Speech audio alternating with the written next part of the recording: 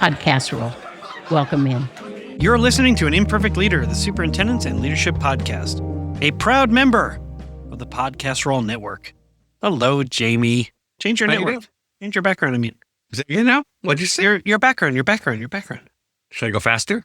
You're like, change your background. Do it now. Quick. You always have gold. You always say interesting things at the beginning. And then I thought, oh man, we're going to lose it if the background's bad. We're being invaded by aliens. The background's out. Oh my God. And confuse them. Yeah, our middle son comes home on Sundays and stays overnight. And we've been doing Sunday movie night. It does appear that every Sunday we have to watch a movie about zombies. What'd you watch? It was like hashtag still alive. I'm alive. It was a South Korean film that this is what I do. I just hold my hand up over in front of my face for a few of those scenes. But then I have to read the subtitles. So that it's like, and you read the subtitle, it says, lost my arm. Exactly. And that makes me think of our guest today, AJ Crabill. No. Do you get more or less or the same freaked out, can't watch, have a hard time with reality gore, like a documentary or like real medical stuff, or zombie gore, horror movie gore? That's interesting. When I watch The Pit, I sometimes have to put my hand up, like when they're deep in a body and it's gory. Yeah. I actually feel like the last couple of weeks I've been doing all right with the zombie movies, better than I would have in the past. My wife and I took a walk yesterday, and she even remarked, she said, hey, you're doing pretty well with these zombie movies. I know. A couple of years ago, I just would have been like, no, we're not watching that. Choose something else. I'm much more easily can handle the zombie gore. Does nothing to me. It doesn't bother me at all. But The Pit, I'm having Dee tell me, oh, they're about to do this. You better close your eyes. And watching it with a medical professional is so fun for me, because she's just, what they're going to do is they're going to drill a small hole in the back of their skull. And you hear it. Like, no. Oh my God. A doctor of education, not a medical doctor. Yeah. No, not my thing. That's so funny. Yeah. Well, it's interesting. You bring up The Pit, and I will connect this instead of zombies. I will connect this to our guest today, AJ Crabill, because he talks about governance, and I think superintendents listening right now are going to be pretty interested in his background as a school board member and it's really just kind of talking about that governance structure between superintendents and school boards. And more than anything, the knowledge, the skills, the mindsets, like all of that kind of stuff that comes together to lead a school district. And you have mentioned in past weeks how similar hospitals are to schools. And just so you see, I was thinking about The Pit, man, it's like you just get to see like the upper administration that just kind of shows up and makes these declarations, and they're like knee deep in it in the emergency room being like, you don't get it. And how often, and then you've got the board of the hospital pressuring the administration, and they all don't get it in terms of what they're actually dealing with. And so I thought that was kind of interesting. So anyway, I agree. I love that metaphor, or a simile. I would say a simile, probably simile. Like her as. Yeah, it is such a reflection of the school structure, the public school system. What I think though is the hierarchy of medical student to intern to resident to, all of those placements, which Dee now has explained to me 10,000 times. And I'm still like, wait, who's what? Where do they go? At what point are they at? Shows in public school, we're like, yep. Wait, do you have a heartbeat? Teacher. Get in there. Get in there. Go get him, Tiger. Go get him. You're going to be great. Oh, look, you can breathe. How about the board that they have that sort of distinguishes what kind of care people need and to what level they're going to respond? And it does make me think about schools. Oh, acute need. They're in there. They're doing it. It also makes me think sometimes about the patient who is sitting for a while, whose needs they're real. They're just not as extreme at that moment. And so to what level they are, they have to wait. And that's something school leaders hear all the time. What about the kid who needs help, but is not a 5-alarm fire? Yeah. I mean, that's a really good question. Well, I know. I know. Thanks. Yeah. Almost 5 seasons in, finally got a good one. You did get a good one, because that literally is the question that I don't know how many people can answer that. No. This is the challenge as a public ed, and maybe why we teach to the middle often. It's because I don't have the ability to I'm either dealing with an alarm, or actually I'm only dealing with an alarm on either end of the spectrum. Alarm because they're super gifted and the parents are making a big stink about how they're not getting pushed, or vice versa. They need a ton of support and they are traumatized. They're bringing trauma to school, and I'm managing that. And anything in the middle is good luck. Well, On that how about positive that, note. everybody? I know, exactly. So this is what I want to do. I do want to jump into our conversation with AJ Crabill, and really, and before we do that, obviously, I want to share who our sponsor is each week, and they're so incredibly generous to think about our program and see the value in it. And so that's IXL. One of the things that AJ talks about, though, he argues that the primary role of the school board is to define the student outcomes and to prioritize what students should know and be able to do. And I think that some of our listeners are probably going to bristle at that because they'll wonder whether or not that is the school board's responsibility, or whether it's their responsibility as the experts in education to define those and to help meet the goals that have been set by a board. It's not their role to get really into it. And I think what you'll hear is that I don't think actually AJ wants them to be running the district. In fact, he's pretty explicit that he doesn't. The focus, though, is on measurable results. And so that really mirrors IXL's value proposition, I think. And so their platform is research proven to improve student outcome. And I'm totally into that. So if you want to learn more, go to ixl.com/imperfect. You're listening to an Imperfect Leader, the Superintendents and Leadership Podcast. I'm Peter Stiepelman. And I'm James Namanson. See you on the other side. Today on An Imperfect Leader, my guest is AJ Crabill, former conservator at DeSoto ISD, a district that improved from F ratings in academics and finance and governance to B ratings under his leadership. And he is the governance director at the Council of Great City Schools. He's also been the former deputy commissioner of the Texas Education Agency, the TEA, and he's been a former board chair of the Kansas City Public Schools. And he's also the author, which is really what we want to talk about today. I mean, I do want to know about the Great City Schools, but we're going to talk about your book, which is Great on Their Behalf: Why School Boards Fail, How Yours Can Become Effective. It is, as I have read, because I really appreciate how you make some of it available to the public, it's a powerful call for stronger student-centered governance. AJ, welcome to An Imperfect Leader. Thank you. Thank you so much for having me. Excited for the conversation. Me too. And what a pleasure to meet you. I'm thankful to Danny Bauer, the chief ruckus maker, as he likes to call himself, as we all know him. But he connected us, and I'm really glad that he did. I'd be surprised, though, if we hadn't passed each other in the halls of Tantera. Right. Those are good times. Good times. Oh, man.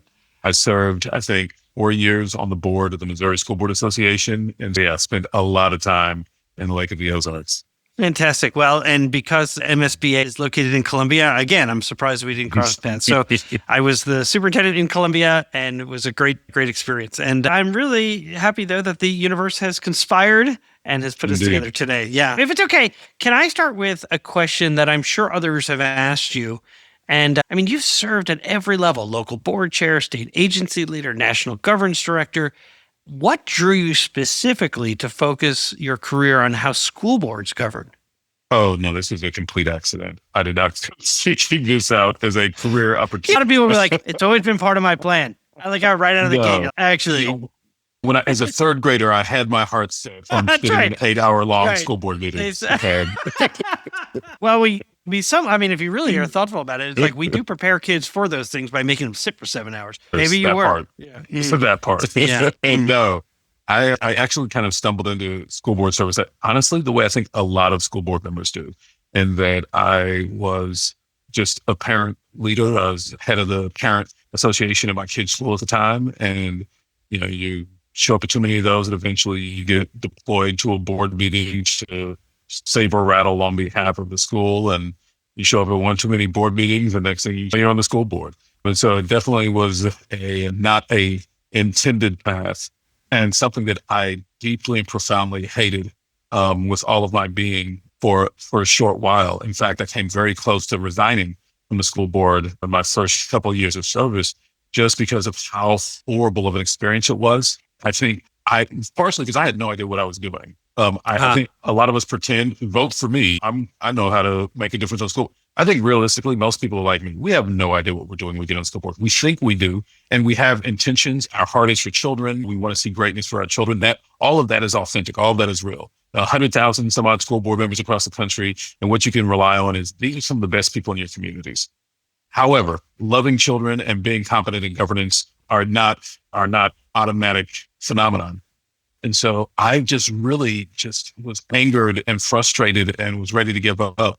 And some of the people who are on my campaign team, I went to them and said, hey, this isn't what I ran to do. I just want to give you all the respect so my campaign leaders know that I plan to resign from the board. And they told me in no uncertain terms that we didn't knock on all these doors that you could punk out. Like, you had to come up with a different solution. So at that point, I was like, okay. Talking straight talk. That's some straight talk. Officially off the table. Yeah. They have never, ever given any consideration to my feelings whatsoever as part of that. Well, I call that friendship. That's real friendship. These are people I adore to this day, and they still treat me horribly to this day. That sounds like family now.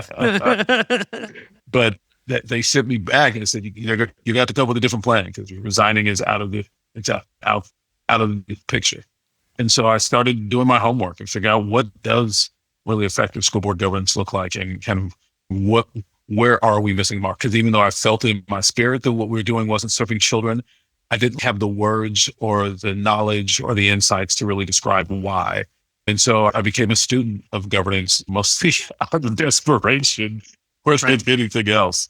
And through that, inspired some of my colleagues to join me in this search. And we really interrogated what would it look like for us as a board to actually be intensely focused on improving student outcomes.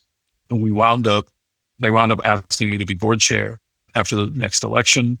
We really kind of wound down everything we were doing and said, what we're doing right now does not serve children. There's no benefit to this. And so it'd be better off for us to really basically stop pretending to govern, spend some time figuring out what effective governance would look like, reboot our entire governance operating system, so to speak, and then start again. And so we did. We took several months, really interrogated it, did a lot of research, spoke with a lot of experts across the country.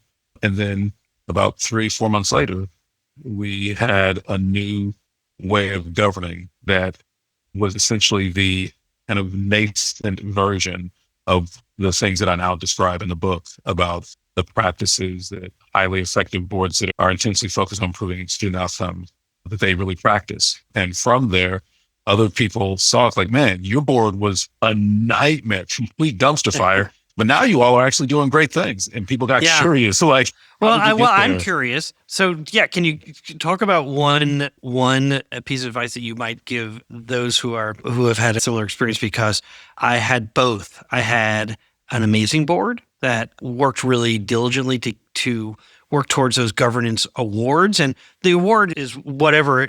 It's fine. It's nice recognition. Yeah. What for me I saw was an intentionality about wanting to get better and learning how to communicate and recognize roles and responsibilities and those types of things. And then I was a member of boards where everybody was an expert because they went to school or because they had a PhD. And when it was proposed that maybe we should do some governance work, it was like, there was sort of, we don't need that. And I didn't always have the words for how to explain why we desperately needed it for our relationship between superintendent and board, and for their internal relationship, particularly when things got difficult. So I'm kind of curious, what is some advice that as you interrogated this work and really dismantled or sort of untangled where you were, what conclusions did you come to? It's funny you asked that. I literally was just on the phone with board chair and vice chair team right before I hung up to connect with you today. And one of the things they were talking about was that they have a bunch of board members who kind of want to go off and all do their own things individually. And each of them want to access resources of the districts to support their particular thing and whatnot. And as I was sharing with the board chair and vice chair, was like, state law doesn't actually afford any individual board member any authority whatsoever. Right. No individual. Collectively, you have authority. Collectively, individually, yes. You're just none whatsoever. No individual board member. By state law, it's pretty clear in most states that no individual board member has the power to encumber resources of a district unless there is some place where it's specified in law, usually around access to public information, or unless the board just says otherwise.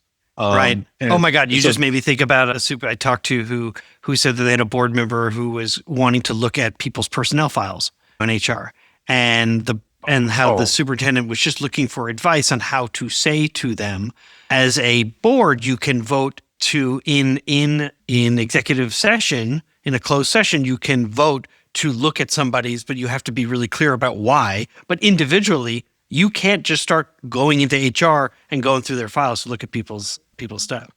Yeah, so certainly no board member has the authority to show up at the district office and just start walking into offices and opening up filing cabinets. That much is pretty much clear. But what I think what this particular board chair and vice chair is struggling with is, okay, what do we do in those circumstances? And I think part of what people have to realize is that, because you're asking like some pro tips here, part of the thing you have to realize is that the board, only when it's acting collectively does it have the authority, but that's not an accident. Like, that's an intention. Because essentially it's our law's way of saying that we want the entire community to have a say in what happens in the school system. And our way of having the entire community have a say is that a majority of the board, not an individual board member for one part of the community, but a majority of the board actually have to come together and agree on things in order to move forward. One of the challenges that we've run into is that, honestly, most boards haven't identified what the priorities are. And in the absence of the board collectively saying, here are what the priorities are, what you have is a bunch of individual board members, people like myself, do-gooders extraordinaire, who are just trying to figure out what is a difference I individually can make. And that is a failure of the board to have collectively governed. Yeah. When the board says, here are the priorities, and as a board, we're going to discipline ourselves and govern in a way where we're going to be focused on these priorities, because this is what we collectively as the community's representatives say are the main thing. When a board behaves that way, it's a lot more easy for the board to come together in cohesion. When a board doesn't collectively take action to say, here's what the priorities are, you open up the door for each board member to try to define that for themselves. Yes. And so that's really one of our first pieces of advice for boards is the board. And this is tweak some people the wrong way, not the superintendent. The board needs to say, here's what the priorities are collectively that we are then going to turn around and hold the superintendent accountable for going out and implementing. Absolutely. Because think about it this way, at least from a superintendent's perspective, superintendents don't last very long, as we've indicated. And so it has to be right. So their legacy, it ought to be the board's legacy of what they have sort of cast as a vision. Should they rely on the superintendent to provide some feedback as an educational expert who's in classrooms and talking to teachers and meeting with community members and sort of saying, this is what I perceive to be of value here in the community? But in the end, it's a community that needs to drive where it wants to go. A board, and if the superintendent feels as if it's going in the wrong direction, they can say that or also leave because it's not hard to find a job as a superintendent. That's true. It's like a baseball manager. Once you've been one, you can be one again. So it's sometimes hard to get the job initially for some. But I'm curious because two things came to mind. One, when they don't have a shared image about what they want to do, they individually, as I understand you saying, they will take it upon themselves to begin maybe doing some of that work themselves or ask the superintendent to be their partner in that work, for which they don't recognize that a 7-member board or a 5-member board, they're asking, they may say, I only have 2 things I want to work on. I only have 2 things I want to work on. But you're like, yeah, but that's 10 or 14 things depending on the size of your board. And so, right. And so then how will I be evaluated exactly? The other thing I wanted to ask, because I was reading an article that you wrote for SA. And it was the case against board adoption of strategic plans. And I want to reconcile with something you just said in terms of how they ought to make sure they have a shared image about what they want to create together. And yet you're saying that's very different from a board-driven strategic plan, that it can actually weaken the superintendent's accountability. So do you mind talking a little bit about that? Yeah. So the distinction here is between adult inputs and student outcomes. So the adult inputs are what are the things the adults are doing at the beginning of the cycle to try to get results in the school system. The student outcomes are what are the things students know and are able to do at the end of the cycle as a result of all the things that the adults have done. What I'm suggesting is the board needs to define the student outcomes. What is it we want students to know and be able to do that are the top priority focus for the school system? And then they delegate to the superintendent, what are the adult inputs that need to happen to get us to that? And the strategic plan is more manifestation of, okay, that is the priority that we have to accomplish. Now the strategic plan is what are all of the things we're going to put in place to get us there? That's why the strategic plan needs to belong to the superintendent, because they're the ones selecting all the adult inputs, because they have that expertise. And this is the thing that people miss, is the board has very powerful expertise that no one, including the superintendent, has. The board's expertise is representing the vision and values of the community. That is the expertise of the board. No one else has this, because literally no one else was selected by the community to be the community's representatives of their vision and values. And so the board's expertise is unique and powerful. And so it should be deployed wherever community vision and value, where expertise around community vision and value is necessary. It's definitely necessary in saying, what are the priorities of the school system? Right. The superintendent, however, is not the community's representative. The superintendent doesn't have expertise in representing the vision, values of the community. The superintendent does, however, have expertise in implementing the vision and values of the community as conferred to them by the board. And so the superintendent has to take the vision and values that are provided to him by the board and say, okay, I will now come up with a plan for how we will implement that. We refer to that plan as the strategic plan. That's why the superintendent needs to own it.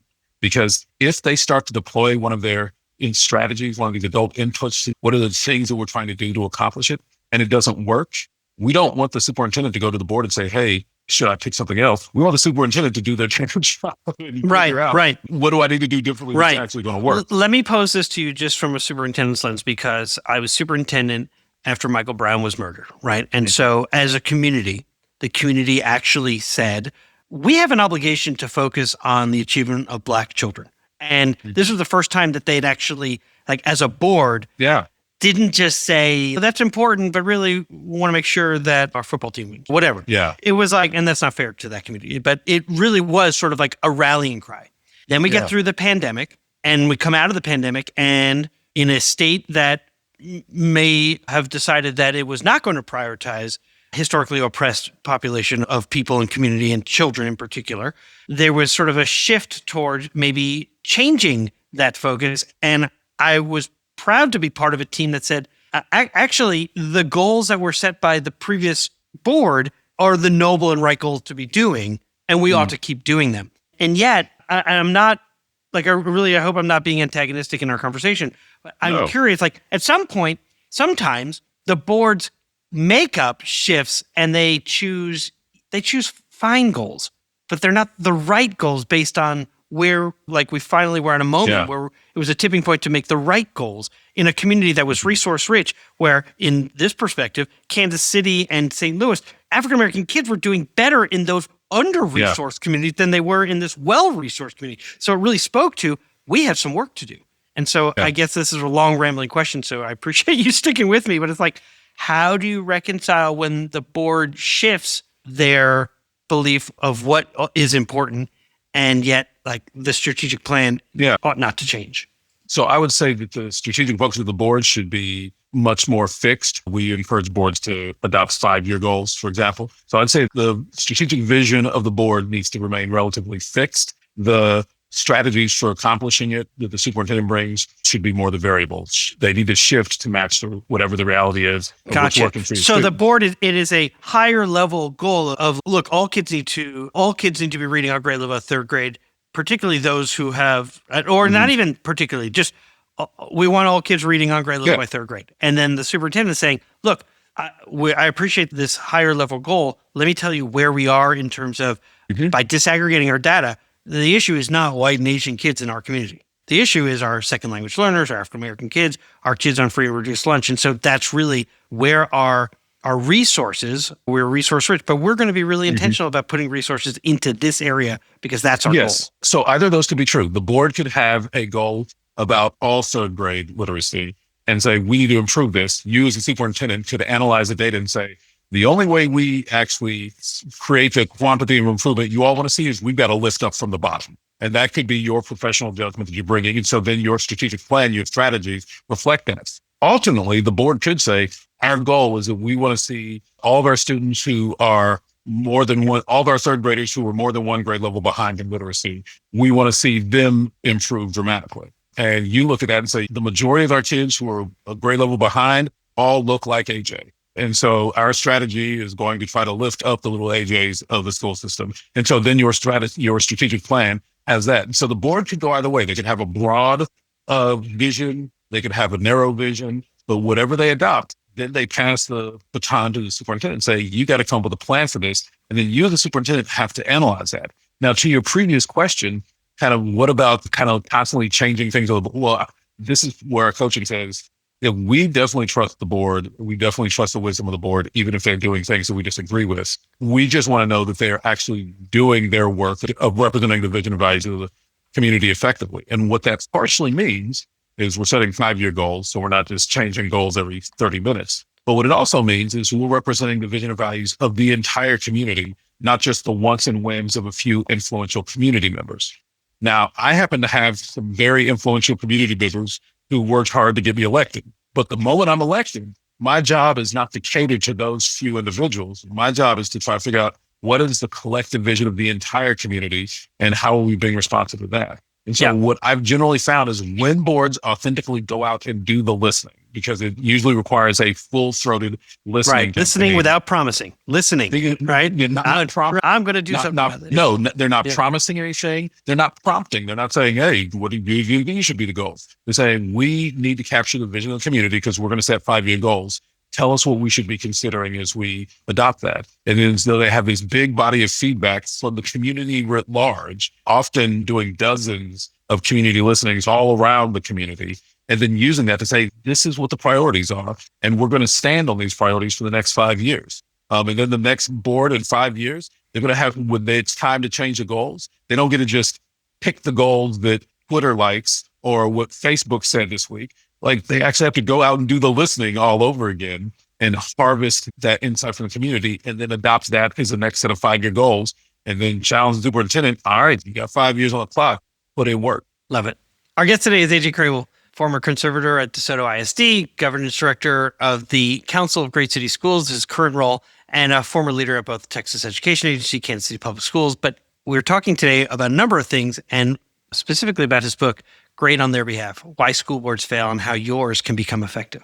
In the leadership model that I use to advise others, there's a dimension, it's called nested patterns, and nested patterns really speaks to how people in an organization want to be together, like sort of their behaviors.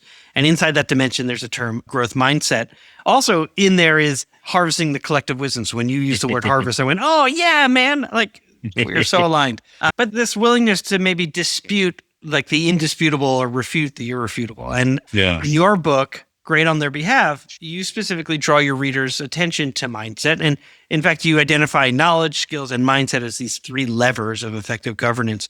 And I think you say that mindset is the foundation, but I'm wondering, can you sort of unpack these terms for us? How do they differ? And then why is mindset the foundation? Well, so knowledge is just what you know. Skill is what you are able to do with what you know. And mindset is your view of the world, how you make meaning of the things that are unfolding in the world around you. And so this is crucial because while knowledge is definitely a driver of adult behavior change, it is, we find, to be the least impactful of the 3.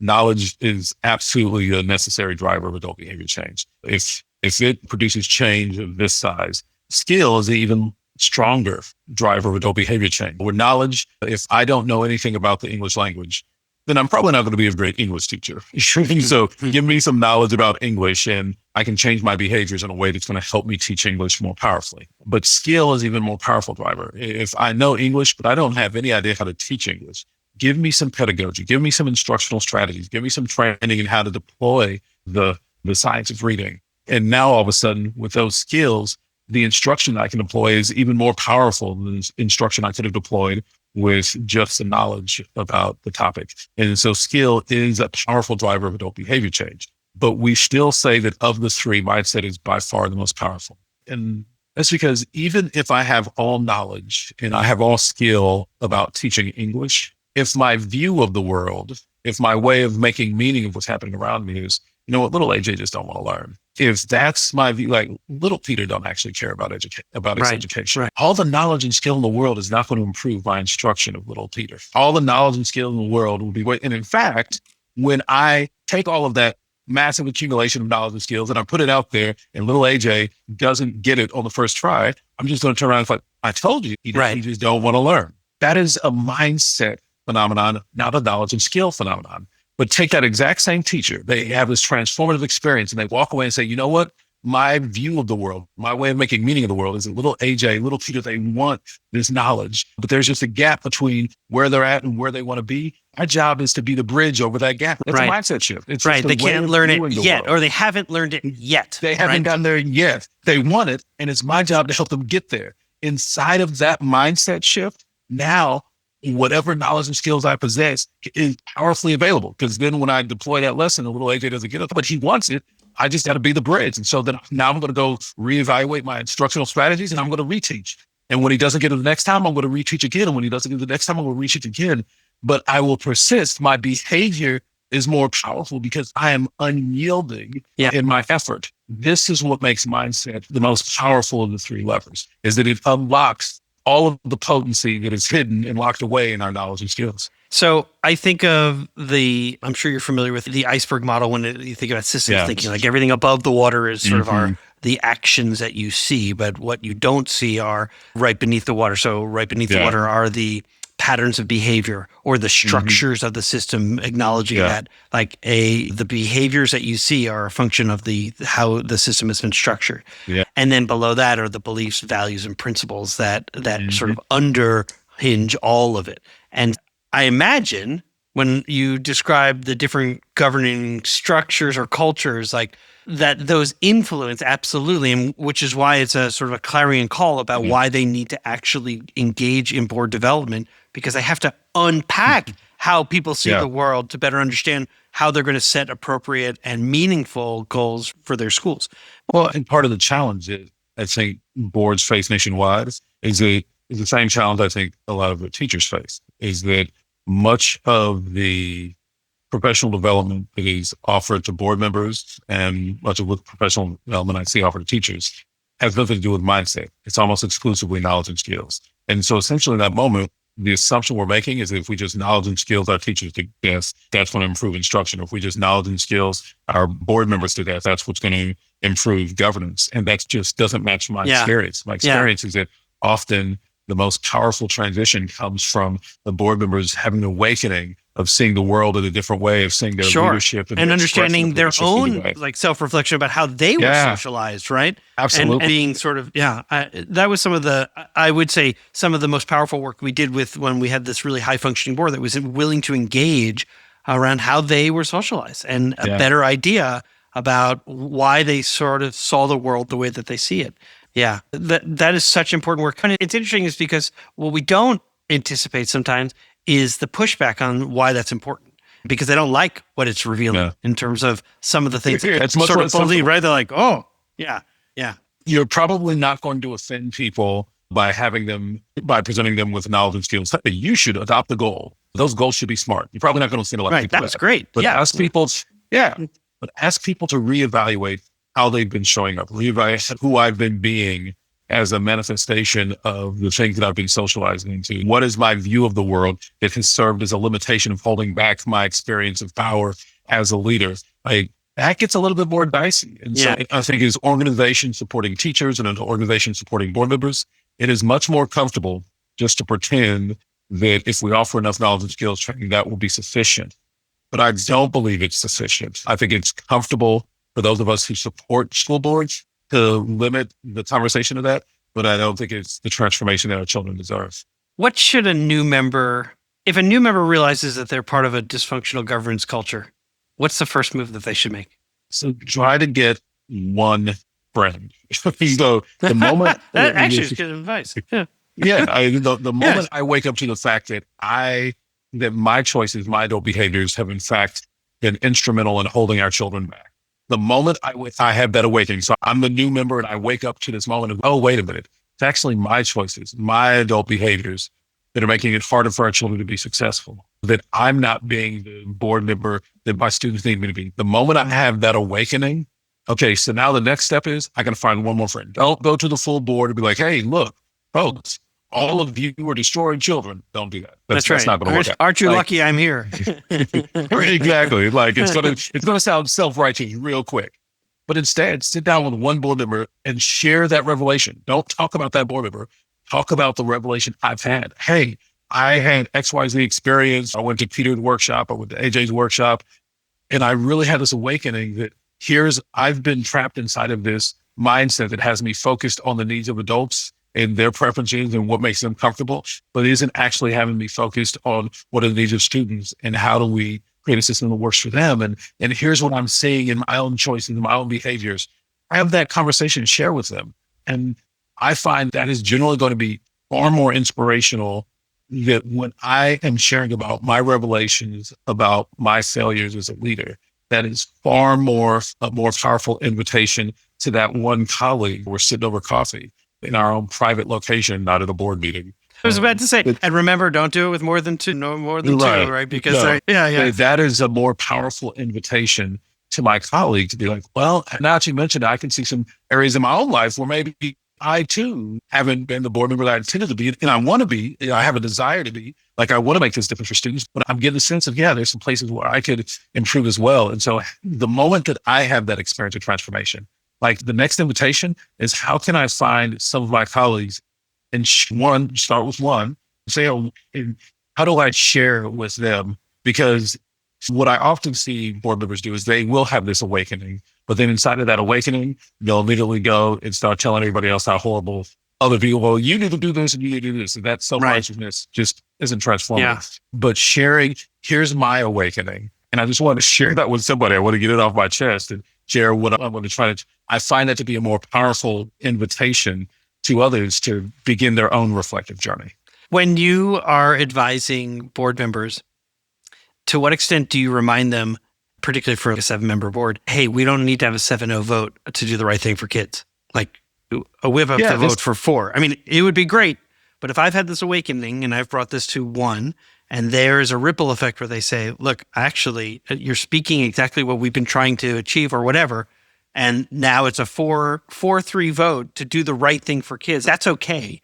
Like, I think sometimes board members feel like we have to have a 6-1 or a 7-0, or otherwise it reflects that there's like dysfunction or breaking in the boards. Like, actually, it displays that this was a hard decision and it's okay that you whipped up the vote for 4. Yeah, I think this is a challenge. I get asked this question often. Oh man, I thought it was unique. Should we be pursuing a 7-0 vote?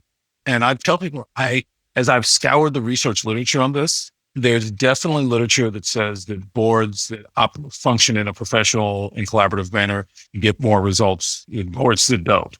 But I've yet to come across any literature that definitively show that boards that vote unanimously get better results for students than boards that don't. If I had evidence to suggest that's true, then I would be telling boards, well, votes need to be unanimous. But the evidence just doesn't exist for that. And so my response often was, hey, look, speaking of 7-0 is, a 7-0 vote does not represent necessarily a rubber stamp. It represents that we've communicated well, we've answered questions, we've taken the time, and that at this point, like the board feels comfortable voting. Like I wouldn't bring something that was going to be controversial that I'm wringing my hands wondering if it's going to go 4-3. Like that's not a good look for the district. So I would say, I was just curious from the other perspective, if you've entered a dysfunctional board as a board member and you're going, all right, I love your advice in terms of find that one person on the board who is receptive and is willing and then interested in learning about like how we can do better and how over time that ripple effect might increase it to a majority 4. And that's okay. You don't have to keep going and waiting till you get all 7 because you may not get there. Well, the challenge is I don't think it's appropriate for adults to wait for adult comfort before pursuing justice for children. It's good. Yeah. And so I do appreciate, can we move forward with all the board members? Can we, at minimum, have we made sure that all the board members have had an opportunity to be heard and have their voice considered? Because they are part of the community's voice. And so I don't want to have any of them suppressed or not heard. But at the end of the day, the board sometimes just needs to vote and take action and proceed. I think from the management side of it, I always, for example, my role as conservator in DeSoto, being kind of on the quasi-management side of the house, I was definitely always checking in with my board members to say, hey, do we all have an understanding of what we're trying to accomplish here and why this is the direction that's being recommended? And so we often would have a fair number of 7-0 votes, as you said, as a manifestation of just being deliberate about trying to bring people along for the journey and making sure that we factored in the considerations of the different board members. But there were some times when I said, this is what justice for children looks like. And we are doing this, period. And if that's a 6-1, if that's a 5-2, if that's a 4-3, so be it. Sometimes you just have to move. But for the lower stake stuff, my inclination. Oh, that's a good distinction. Lower stake stuff. You want 7-0 because it shouldn't be controversial. But if it's like start times, that's a big vote. Gotta do, or attendance areas, that's a big vote in terms of, yeah, that's good. Okay, we're going to take a quick break and hear from our sponsors. Hey, district leaders, I know you already know this. In schools worldwide, cell phones are posing real challenges on student engagement and mental well-being, and I want you to meet Yonder, a proud sponsor of an Imperfect Leader. And let me share this story from a visit I made to some schools in Silicon Valley. I asked some kids what they liked about Yonder, and after some funny looks, they shared that actually, with Yonder, teachers don't have to battle with them over phones anymore. In fact, one kid said to me he didn't have to worry anymore about his parents texting him in class, and the kid next to him sort of shoved him and goes, "Texting?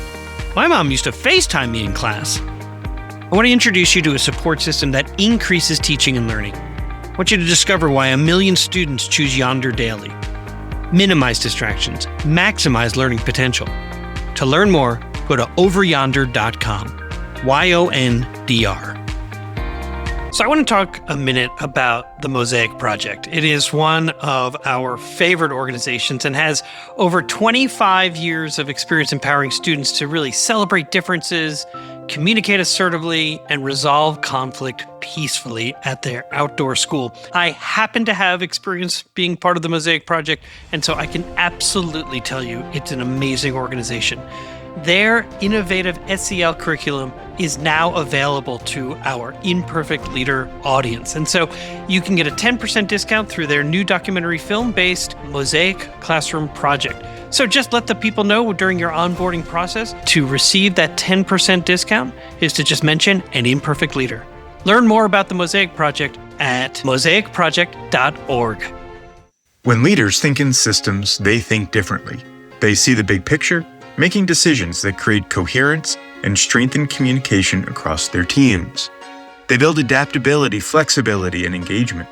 Every day, school leaders face complex challenges, from student engagement to staff alignment. What if your team could see those challenges as part of a bigger picture? That's what happens when you think in systems. It's how leaders turn complexity into connection and challenges into opportunities for growth. At the Waters Center for Systems Thinking, we help educators and organizations build this capacity, developing the habits and tools that turn vision into action. Think differently, think in systems. Sign up for our webinars, free resources, or a consultation by visiting our website, which you can find in the show notes. So AJ, I'd like to ask you a question that I ask every guest who comes on our podcast. How does the term an imperfect leader resonate with you? I really appreciate that. The call to humility is something I appreciate, and the nudge that I feel like you offer your guest is just a moment to recognize that there are the things that are in my heart of what I want to be true, and then there are my actions that are not always a perfect manifestation. If I love we were that. to put it, we were to put it in a biblical sense, we'd say the spirit is willing, but the flesh is weak. And so I don't always perfectly live out the aspirations of my heart, and I can think of so many examples of that where here is where my intentions were, but my impact fell short of that. And so just acknowledging that all of us in our various leadership roles are on a journey and to try to make more perfect the impacts that we have for the students that we serve, I think reserves space for our humanity, for us to honor the effort that we're doing in, but also have a clear-eyed view that sometimes the effort didn't manifest in the results. And we have to be willing to confront that it's not actually useful to wave the victory flag because we intended to serve children. It's actually more useful to acknowledge, oh, this is what we intended to get done for children. And I didn't actually get us there. What am I going to do differently? Whereas if I got us this far and now we have work and we still have work to do because we're at the end of year 5, but we've got to renew and get to it. Yeah. Yeah, I think as people come to it from the contrary worldview, I am the perfect leader. I think what happens is in that moment, I have this really vested interest in trying to warp reality to make myself look good and to warp the data that I present to try to show a narrative. I think when superintendents can get beyond that and say, look, I'm not here from perfection. I will be transparent about what we do that works, but also be transparent about what we do that doesn't work, because both of those are in service to actually improving our impact on children. And so I appreciate, like I said, the humility that comes from the idea of, yeah, I'm an imperfect leader and I'm constantly in pursuit of that improvement on behalf of the students I serve. Our guest today was AJ Crabill, the former conservator at DeSoto ISD and the governance director at the Council of Great City Schools. He's also the author of Great on Their Behalf, Why School Boards Fail and How Yours Can Become Effective. And I think the last thing I would say is I'm really grateful for your time, particularly because you've helped me, and I know the thousands of superintendents who listen to this each month, the active role and their responsibility the board should have in terms of creating where the district, what its goals might be, but it's the active role and responsibility of the superintendent to make those things happen. And sometimes we conflate the two, or sometimes we confuse, and we rely on the superintendent to not only make things happen, but also tell the community what they should be doing. And I really appreciate that. And then sort of this idea of that actually gets us closer to marrying both our aspiration of our heart and our actions. So truly, thanks so much for taking the time. I really appreciate it. No, a joy. And anytime you want to nerd out on school board stuff, always happy to join you. Oh, I might contact me. This is super fun. Okay, we're back. All right. Before we went into the interview, you said that the school board should determine student outcomes or define student outcomes.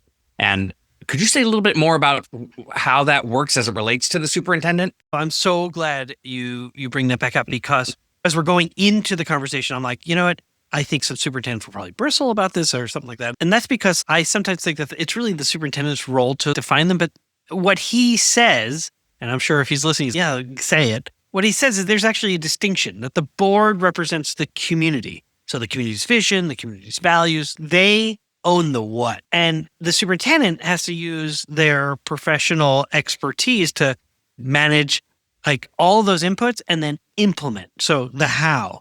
And so like the superintendent may not totally define what they hope to see for students, but they certainly own the actual plan to make it happen. And I think there is an appropriate distinction there. Sometimes superintendents think they're supposed to do both, and that puts them at odds with their board, who they have a role to play. They were elected as a publicly elected board to make good things happen for kids, and superintendents come and go. Boards and communities are there perpetually.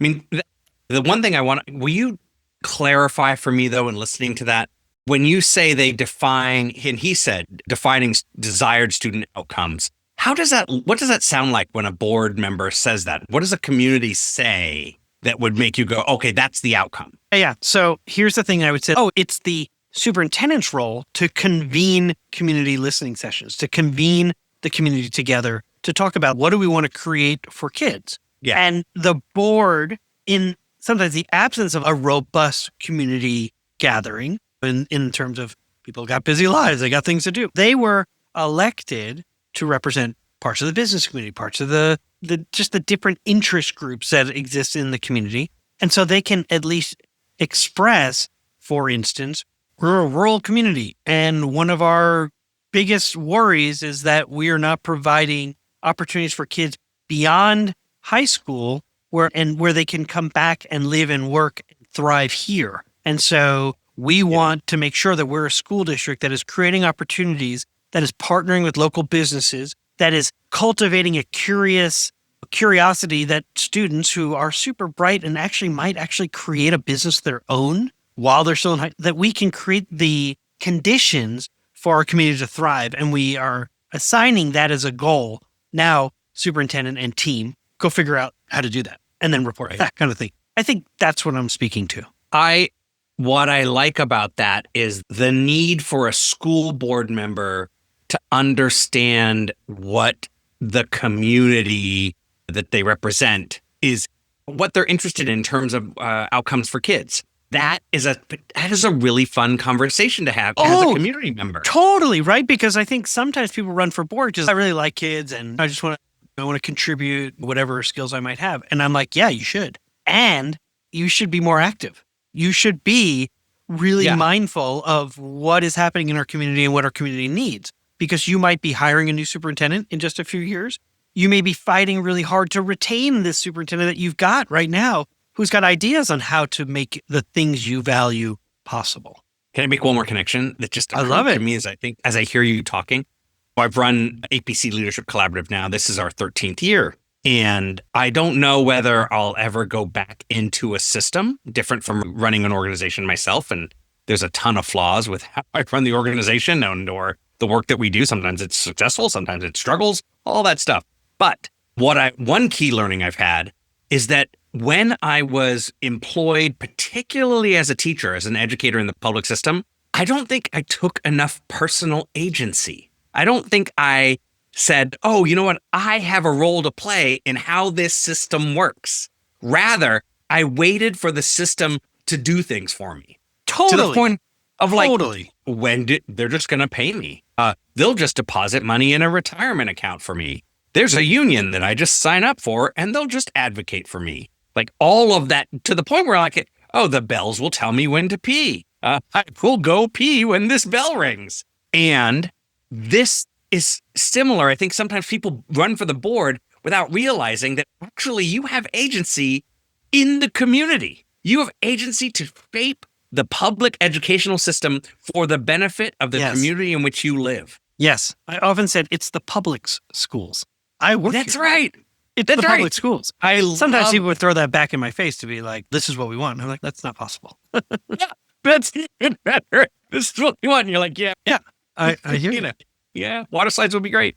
Oh, that's so funny. But that just occurred to me. I'm like, oh, I think that happens. I think school board members, people who run for school board aren't always thinking about what impact they could have collectively. And this is what I wanted to say, though. Exactly that word. Because it's about collective authority. So you join a school board, right?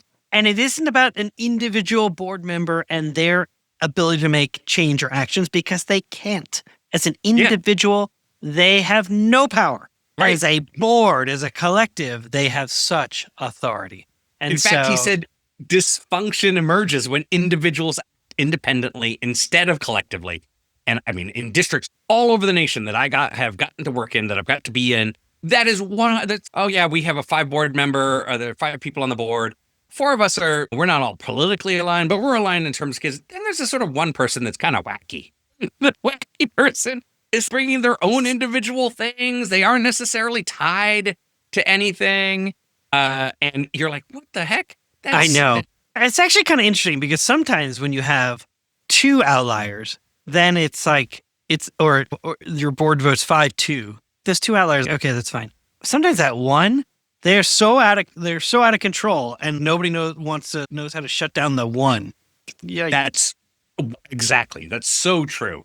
And often the one being really vocal, often charismatic, like really interesting. Oh, that's interesting. Wait, did you just say that you want to make sure that all the streets in the school are one way toward the school? How would people leave? I mean, we have to be welcoming. We want people to come to us. Okay. So I'm curious though, like what resonated for you? He talked a lot about mindset over skills, over knowledge and skills. I think the quote that he said was, even if I have all the knowledge and skill, if my view of the world is little AJ just doesn't want to learn, all the knowledge and skill in the world is not going to improve my instruction. I mean, I assume you probably heard that and thought, oh, Jamie's going to talk about that. Go for it. Yeah, I mean, that's how that literally was my why for getting into education in the first place. I wanted to be the Mexican teacher I never had. That's why I chose it. I didn't think about, I wanted to be the best literacy teacher I ever had. I didn't think of anything of the content. I really thought about my own identity and the way in which I could shift how people think about and how kids experience school who were like me. Didn't experience school that way. Yep. And I will say, though, I do agree that boards who go through that process of coming to some collective mindset learnings, ahas, new discoveries about who they are and what they seem to be valuing, different from what necessarily the community needs or who the kids are, is really important. And I did that work, just mindset work, for so many years. And what I have found is I have had so many people say, wow, I have never really realized that. I have never thought about that. I am moved. I am extremely tears moved. And then the next day, they're still not teaching kids to read. And I'm like, okay. What do we say? If you know better, do better. Now I know better. There's a contract here. There's a promise. The do better part. Exactly. Yeah. So that has been my work. And so I don't know if I'm pushing back on him. I'm only saying that the balance, if you go knowledge first without the mindset work, then the knowledge is sticking to a mindset that may not be actually related to serving every kid. If you have an open mindset to serving every kid, that's why we're here. That's public. Okay. Now, how do we do that? Yeah, well, essentially, just like we've talked about it in the past, and I'll say again, is this iceberg model. And so at the very base of it is our beliefs, our principles, and our values. And so if you're shifting a mindset and you've been successful with that, you still have to think about the structure of the system and what are the things you're going to do to shift and change the system so that patterns of behavior begin to shift so that it's observable. And so maybe it is a celebration that they have realized this aha and the tears that you described, the fundamental desire for change. And then AJ talked about in terms of a board being a collective. Same thing, individually, you may not know how to change that. So collectively, what are the conditions we're going to shift or change so that you can be successful with this new way of thinking? So, you could, I was just trying to think through prerequisites for certain classes. And so you'll revert back to a former mindset if you if you don't see anything changing in terms of who's taking advanced classes, then it shifts you back to, that was good work, but it sounds like that was an isolated case. And actually what's true is that here are the kids who can take these classes, the others can't. So I must revert back to my mindset about them. Exactly. He does say that one other thing that he says about shifting the mindset and how you shift the mindset aligns directly with how I approach shifting mindsets. And that is telling people they're doing it wrong over and over doesn't shift mindsets. No, fossilizes. Yeah, it does. And you've got to be open to, I think the quote he uses is, sharing my revelations about my failures as a leader is a more powerful invitation. Self-righteousness just isn't transformative. Exactly. Yep. This is why I don't ascribe. We've talked about this in the past. I don't ascribe to the get on the bus is going. And it's why I use that metaphor. The bus always comes back around. That's why it's a bus stop. You can wait there. It'll come back for you. I'll always come back. I like that. Here I was going to make a flippant remark and that's why we should have a podcast called An Imperfect Leader. Because it is through revealing our experiences and where we have fallen short is what will yield even better learning and better decisions moving forward. Telling people how successful I was, that's where you get on my case when you're like, you had a guest who just said, oh yeah, I struggled with this for a second, but then I did this and it's all good. You're like, how was that learning? That wasn't learning. This was a profound blow up that happened. And I had to do a ton of self-reflection. And truly, it wasn't until others shared how my actions impacted them that I began to shift the way I behave. That is so much more compelling. And I just feel so human. I know you and I are probably both so heavily lean into that kind of level of reflection. I didn't always. I think part of it was, well, first of all, experiencing that kind of mistake certainly humanizes you and reminds you, you know what? This is not easy work. And stop thinking that you're supposed to be perfect. And stop judging people. And all of that. Stop shaming others. And, all of it. Exactly. All of it. Exactly. Anyway, this was a great conversation. You and me, and the one that AJ and I had. I thought, not very often do I get to talk with somebody who's got state-level experience with the TEA as well as with the Texas Education Authority, or having had this experience in Kansas City as a board member. And so anyway, it was great fun, and thanks for the conversation about it. I want to just reiterate that how fun and unique it was to hear from the board's perspective and someone who's trying to actually shift how boards work together. I kind of loved it. You've been listening to An Imperfect Leader, the Superintendents and Leadership Podcast. Jamie, I'll see you next week. Yeah, see you next week. Music for An Imperfect Leader was written and arranged by Ian Varley.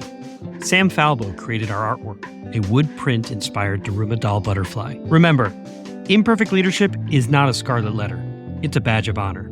It recognizes that serving as a lead learner is about being a vulnerable leader an empathetic leader, a compassionate leader. We are proud to be imperfect leaders, so join us next time for another episode of an Imperfect Leader, Superintendent and Leadership Podcast.